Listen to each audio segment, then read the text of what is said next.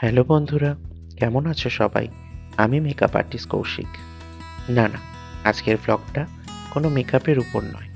আজকের ভ্লগটা একটু অন্যরকম হতে চলেছে। তোমরা দেখো, আমি আমার বাবা-মাকে নিয়ে চলছি মা তারার দর্শনে, তারাপীঠে। তো বাবা-মায়ের যেহেতু বন্দে ভারত একটু পছন্দের, তাই বন্দে ভারতে করেই তারাপীঠে রওনা দিলাম।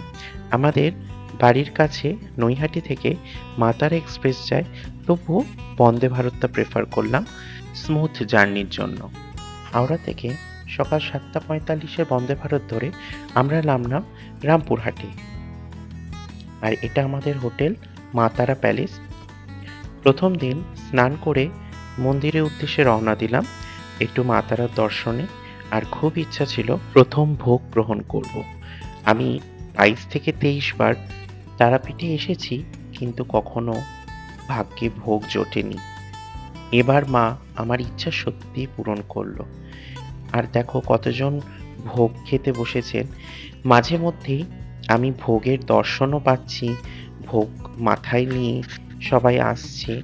ভোগ দর্শনে কিন্তু দুর্ভোগ কাটে অ্যান্ড সত্যিই পুণ্য অর্জন করা যায়। এটা আমার কাছে সত্যি একটা পুণ্যের বিষয়। আর দেখো, মা তারার মন্দির আর মা তারাকে আমি কিন্তু এক ঝলক দেখতেও পেলাম। সেই দিনের সুন্দর বিকেলে আমরা বেরিয়ে পড়লাম বীরচন্দ্রপুরের ৭টি সাইট সিইং এর উদ্দেশ্যে। সেখানে ৭টি বা ৯টি সাইট সিইং এর জায়গা আছে। জগন্নাথ মন্দির, ইস্কন মন্দির, নিতাই গৌড়ের প্রচুর মন্দির, একচক্রাধাম, অনেক কিছুই আছে। তো আমরা সেই সবগুলো ঘুরে দেখলাম।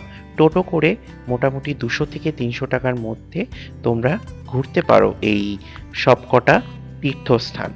ঘুরতে তোমাদের সময় লাগবে মোটামুটি ২ থেকে ২.৫ ঘন্টা অ্যান্ড খুবই ভালো লাগবে। ঘুরে এসে আমরা মন্দিরের উদ্দেশ্যে আবার রওনা দিলাম, কারণ সন্ধ্যা আরতি শুরু হলো তাই। মাকে কি অপরূপ সন্ধ্যা আরতির জন্য সাজিয়েছে দেখো, খুব ভালো লাগলো। পরের দিন আবার আমরা তৈরি হয়ে গেলাম মেন মন্দিরের উদ্দেশ্যে যাব বলে। এবার আমাদের পুজো দেওয়ার পালা। বছরে ১ থেকে ২ বার মায়ের কাছে আসা হয়। কারণ সত্যি কথা, মাকে না দেখলে মনটা সত্যিই কেমন যেন একটা করে।